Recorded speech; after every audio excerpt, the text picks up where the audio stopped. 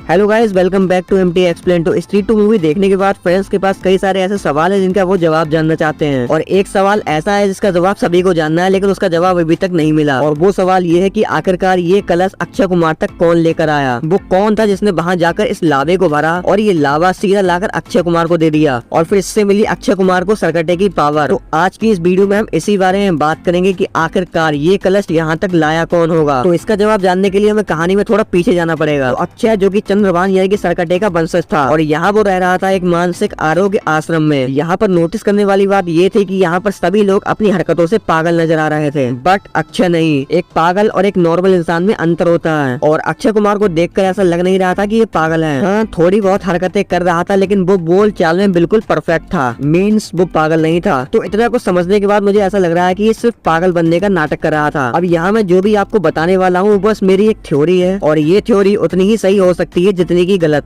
तो अक्षय यानी कि सरकटे का वंशज बाकी के लोगों से बचते बचाते इंक्लूडिंग स्त्री इस मानसिक आरोग्य आश्रम में छिप कर रह रहा था। आई नो ये तुम्हें वियर्ड लग रहा होगा, जरा सोच कर देखो। जैसे कि सरकटा स्त्री के प्रेजेंस में बाहर नहीं आया, वैसे ही अक्षय भी सरकटे का वंशज होने की वजह से वो यहाँ मानसिक आरोग्य आश्रम में पागल बनने का नाटक कर रहा था, बट वो था नहीं ताकि स्त्री से बचा रह सके। अब क्योंकि इनका खून एक है तो इनके इरादे भी एक ही होने चाहिए, यानी कि स्त्रियों के लिए एक ही सोच। अब यहाँ पर पोस्ट क्रेडिट सीन को आप जितनी बार भी देखोगे ये नोटिस करोगे कि यहाँ पर अक्षय भी रेडी रहता है। यहाँ पर ऐसा भी नहीं था कि वो कलश को देखकर डर रहा था या उसको खोलते टाइम कुछ भी सोच रहा था। उसका ऐसा कोई भी रिएक्शन नहीं था। कलश अंदर आया, उसने उठाया, कपड़ा हटाया और सीधा अपना मुंह ओपन कर लिया, जैसे कि यहाँ पर वो वेट ही कर रहा था इस कलश के आने का। बट सवाल ये है कि लावे को यहाँ तक लाया कौन है। तो मूवी को अच्छे से एनालाइज करने के बाद मेरी थ्योरी ये कहती है हो सकता है कि इसके पीछे जना का हाथ हो। आई नो ये सुनने में थोड़ा वियर्ड लग रहा होगा तुम्हें, बट डोंट वरी, अभी समझाता हूँ। अब देखो, स्त्री फर्स्ट में जैसा कि हमने देखा था कि जना के अंदर स्त्री के कुछ कीटाणु आ गए थे जिसकी वजह से उसे कभी कभी दौरे आते थे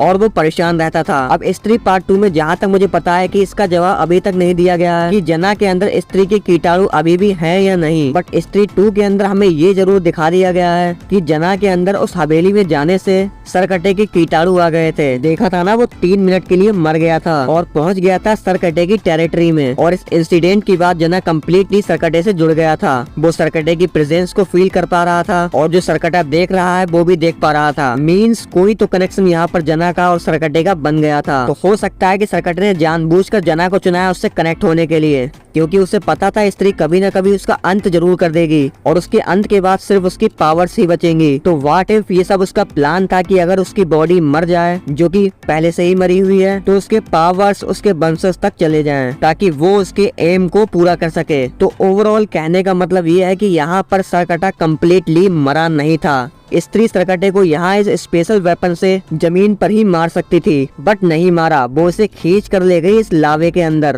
पहले उसने इसके शरीर को डिस्ट्रॉय किया, देन फिर इसके सिर के 2 टुकड़े कर दिए। अब यहाँ पर सोचने वाली बात है कि इस स्पेशल वेपन से इसके सर के 2 टुकड़े होने के बाद इसे कम्प्लीटली मुक्ति मिल जाती और इसकी पावर्स भी इसी के साथ खत्म हो जानी चाहिए थी, लेकिन ऐसा नहीं हुआ क्योंकि इसकी पावर्स तो मिल गई अक्षय को और लॉजिकली देखा जाए तो ये मरा नहीं था। इसीलिए स्त्री इसके शरीर को यहाँ पर जमीन पर नहीं बल्कि लावे में काट कर मारती है ताकि ये ग्रो ना कर पाए। तो मुझे ऐसा लगता है कि जना के अंदर सरकटे के कीटाणु थे और फिर उसी के थ्रू सरकटे ने अपनी अस्थियों को अपने वंशज तक पहुंचाया, क्योंकि यहाँ पर जब सरकटे की बॉडी खत्म हो गई और सब कुछ जब ठीक हो गया तो कुछ टाइम बाद सरकटे की स्पिरिट ने कनेक्शन बनाया जना से। जना को यहाँ पर बुलाया और इस पर्टिकुलर लावे को एक कलश में भरकर अपने वंशज यानी अक्षय कुमार तक पहुँचवा दिया, जिससे सरकटे को एक नई बॉडी मिल गई और अपने पर्पज को एक बार और पूरा करने का मौका भी। ओवरऑल मूवी को एनालाइज करने के बाद मेरी थ्योरी यही कहती है। बाकी आपको क्या लगता है कि आखिरकार ये कलश अक्षय कुमार तक किसने पहुंचाया? हमें कमेंट्स में लिखकर जरूर बताना। और अगर आपको ये मेरी थ्योरी पसंद आई हो तो वीडियो को लाइक कर देना, और अगर चैनल पर पहली बार आए थे तो चैनल को सब्सक्राइब कर देना। हम आपसे मिलेंगे नेक्स्ट वीडियो में नेक्स्ट अपडेट के साथ। As always, thanks for watching.